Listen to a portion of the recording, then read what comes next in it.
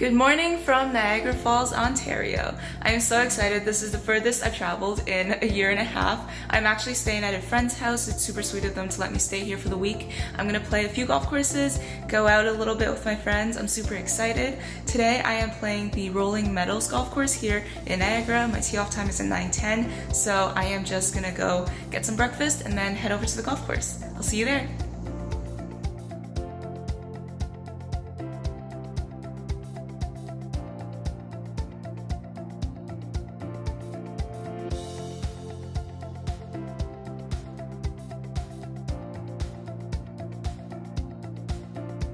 I just got to the golf course. It is 29 degrees outside and very humid because this afternoon it's supposed to thunderstorm.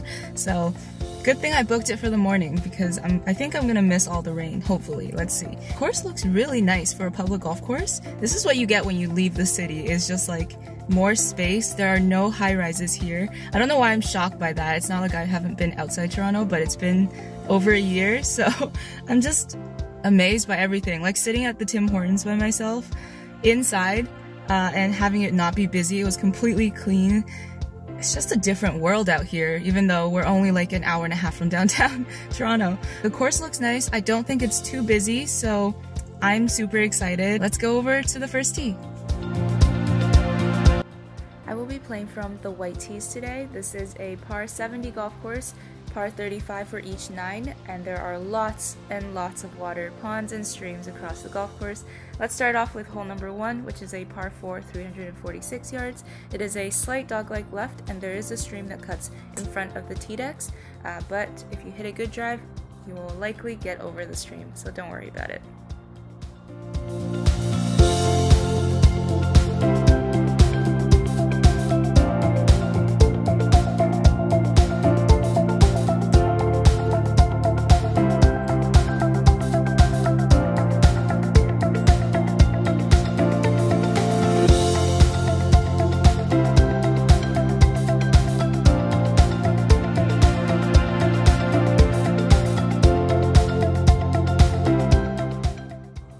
Hole number 2 is a long par 4, 396 from the white tees and actually 451 from the blue tees. There is water all along the right side, basically where the trees are. There's a stream. There's also a stream that cuts in front of the tee decks and then a stream halfway through the fairway. What I actually did was I hit this way left into the other fairway. I believe it was the 3rd hole fairway. And then I just had to hit it back, and I actually avoided the stream because I went to the wrong fairway and then I just hit it back past the stream. So that's one way to play it. I wouldn't recommend that though. Just aim for the middle of the fairway. You should be good to not hit either streams on your tee shot, but just be careful with your second shot because there is a stream that kind of cuts through the valley in between 2 fairways.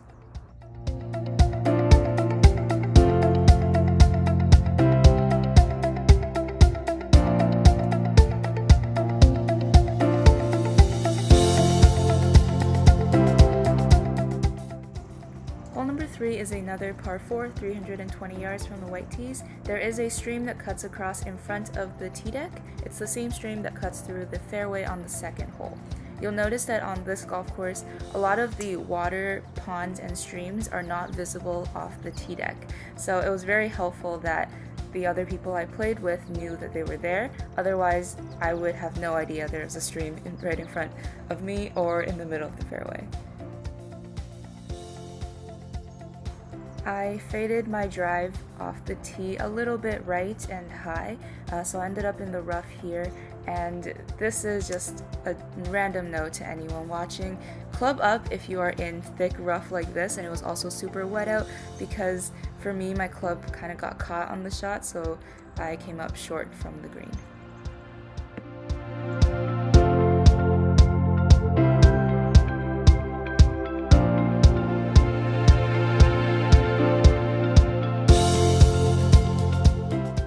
Hole number 4 is our first par 3, 162 yards. A lot of these greens have a false front, and as you've guessed, there is a stream that cuts in front of the tee deck, kind of between. You can see it a little bit, you can't see the water, but it does kind of where the tee decks drop off. That's where the water is, and just make sure that you hit your shot over the water. I hit my 5-iron here with the wind and everything. It was playing a little bit more than 162, but I wasn't comfortable hitting my hybrid because I didn't want to hit it over the green. On a lot of these greens, you'll notice there is kind of space in front of the green if you are in between clubs to kind of leave it a little bit short rather than over. Hole number 5 is a par 5, 456 yards from the white tees. It is a little bit deceptive from the tee deck here because the right side is actually the range, so the hole is actually on the left side. If you see the little bunker there, that's where the hole takes a turn to the right. This is a dogleg right. The goal is to hit it just slightly left of the bunker. If you can hit it, I think beyond 250, you can try to go over the bunker, but I think I just came up just before the bunker, which was perfect because I didn't want to be in the bunker. But it is a par 5, so you do have a chance for 2 more shots to hit the green in regulation.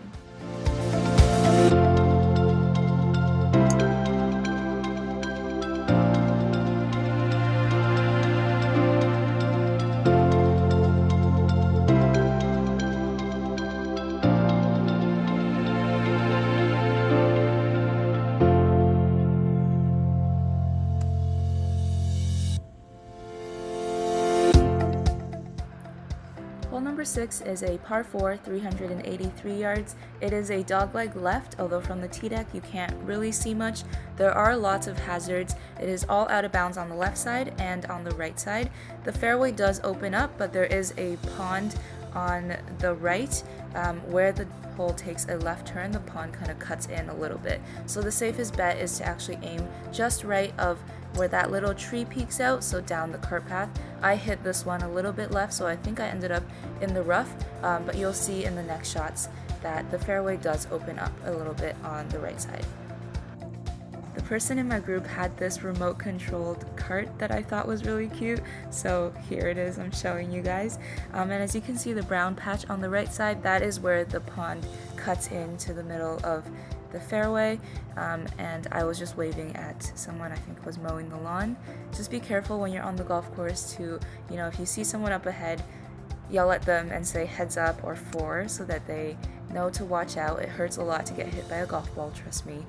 So yeah, let's just, everyone take care of yourselves.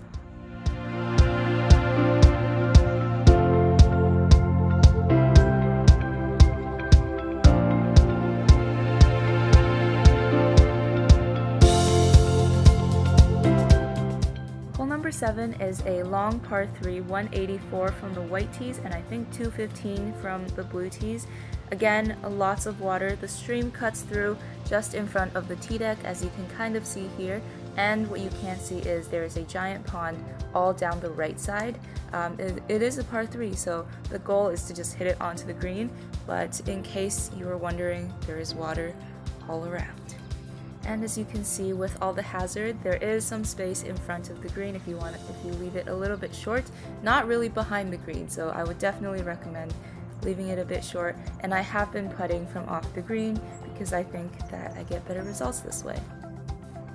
Hole number 8 is a short par 4, 231 yards.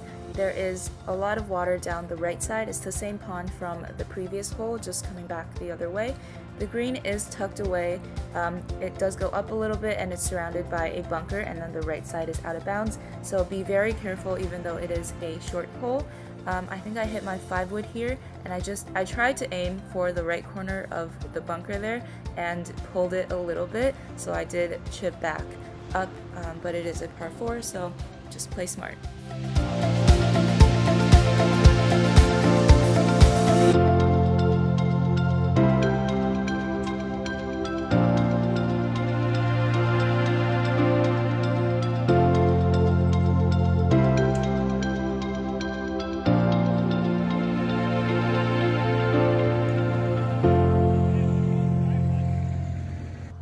Let's finish off the front 9 with a very straight par 4, 324 yards. You guessed it, there is a stream that cuts in front later on down the fairway, but off the tee you should be okay unless you hit it like 300 yards playing from the white tees, at which point you should probably be playing from the blue tees, but I digress. Just hit it straight down the middle and you should be okay here.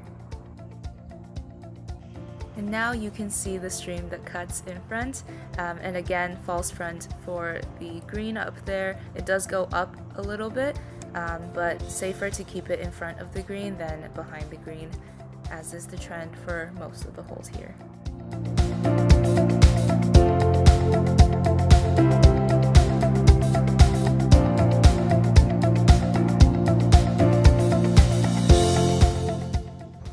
Let's head over to the back nine, starting off with a par 3, just 110 yards. Here's the trick: it is downhill and you can't see it from the tee deck, but there's water right in front of the green.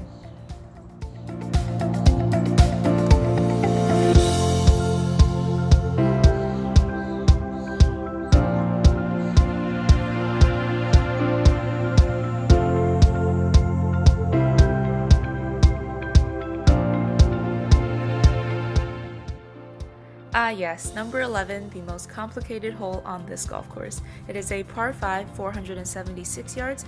As you can see right off the bat, we have water on the left side, and the fairway actually splits into 2 sections. So the first section of fairway is just beyond this pond, so try to aim for pretty much straight over this pond. I hit my shot a little bit right, so I ended up in the rough, but that's still okay. Just make sure that you try to stay on the side of the stream because it does cut across.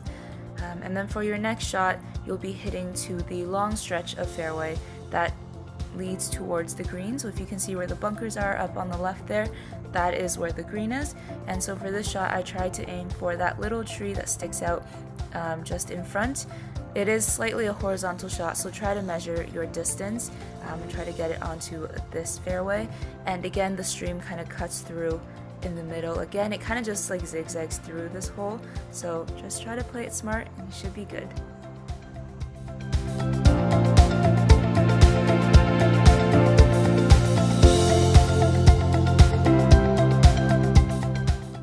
Hole number 12 is a par 3, slightly long, 170 yards from the white tees and 197 from the blue tees. Again, water cutting through the middle, and there is lots of space in front of the green. The flag was really forward today, so I was okay with missing it just a little bit in the front. The back, there's really nothing, there's just trees and rough, so again, keeping it in the front is a safe play. Hole number 13 is the last par 5. It is 419 from the gold tees. It's actually 511 from the white tees, but no one in my group wanted to walk all the way back to the white tees for this specific hole, so we all played from the gold tees.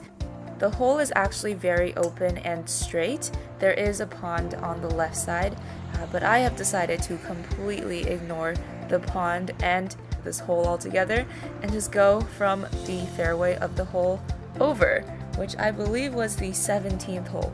So here I am, hitting it back on my third shot from the wrong fairway, and somehow still got it on in regulation. I actually hit a pretty good shot here, so this is one way to play it, but if I were you, just try to keep it on the correct fairway. Don't do what I did. Hole number 14 is a par 4, 380 yards. It is a dogleg left, and there are water on the right side. There are 2 ponds actually, one on the right side in the beginning of the fairway, and then another one next to the green. But if you hit a good shot, the water next to the fairway should be out of play, as in you should be able to just hit it past the pond onto the fairway.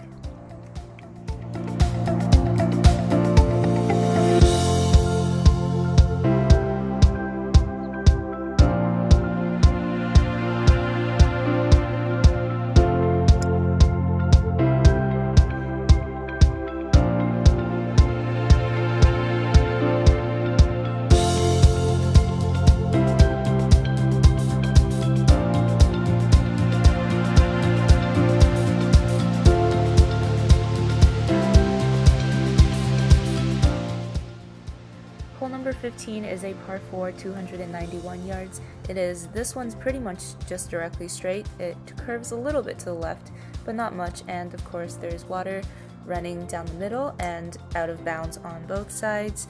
I hit mine a little bit right. I think I lifted out of it, so then it ended up high and just right, and so here I am hitting it out of the rough back into play.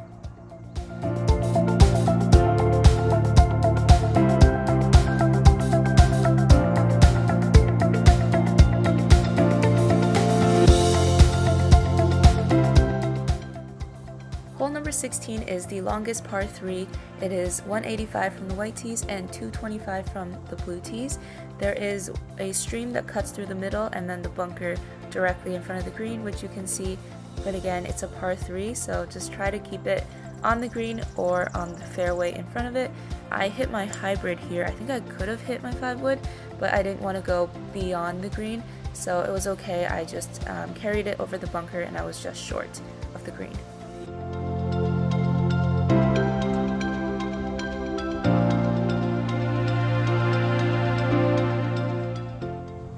Hole number 17 is a par 4, 385 yards. Does this look familiar? It looks familiar to me because I was on this fairway on the 13th hole, technically. This hole is directly straight. Other than the pond, the fairway is fairly open. I would just say to aim for the middle of the fairway here and you'll have a great look at the green for the next shot. I lifted out of this shot a little bit as well, and so I ended up in the rough just to the right side of the fairway, which is okay because I still had a good look at the green.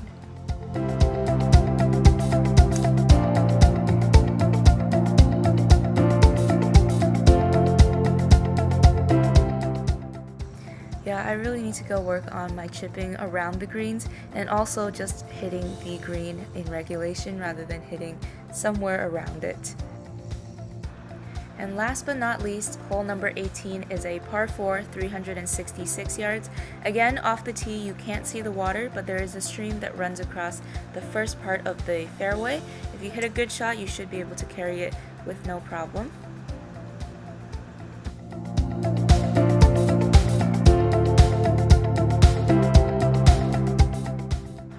I don't know what happened here, but I just completely topped the ball and it didn't go very far. But the good thing is I hit a very good following shot. So a lot of golf is, you know, just making up for your mistakes with the next shot, and don't think too much about it because you can always recover.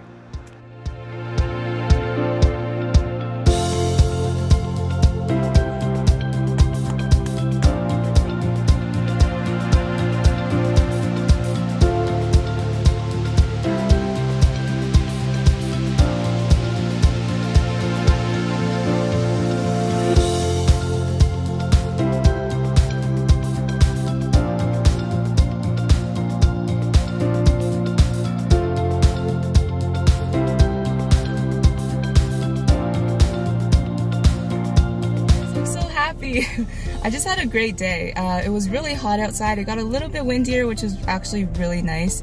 The two people I played with are adorable. Let me tell you, they're like in their late 70s, I'm guessing, and they're brothers, and it's just the cutest thing, and they're such nice people. And they're regulars at this golf course, so they were able to tell me, you know, like where you're supposed to hit, where to aim, and they're actually pretty good golfers. So literally goals, when I turn 78, I want to be them. I have faith in humanity after playing golf with these people. And yeah, you know, like sometimes it's a hit or miss, especially for me, because I go out by myself and then I get paired up with random people. But today, I guess I just got lucky and had a great 18 hole, no waiting at all. That's just a good thing about being outside the city. The golf course is beautiful, as you've seen. There's a lot of waters and ponds. They are invisible from the tee box, but luckily I had these two guys to tell me where the ponds are and how to not hit into them. Just wanted to hop on here and do a little outro for my video because I am just having an amazing time. I'll see you on my next video, which will be the round that I'm going to play 2 days from now, also in Niagara. So stay tuned. Hit that subscribe button if you haven't already. Hit the like button for the YouTube algorithm. If you like this video. If you didn't, then don't do anything, I guess. I'll see you in the next one. Bye!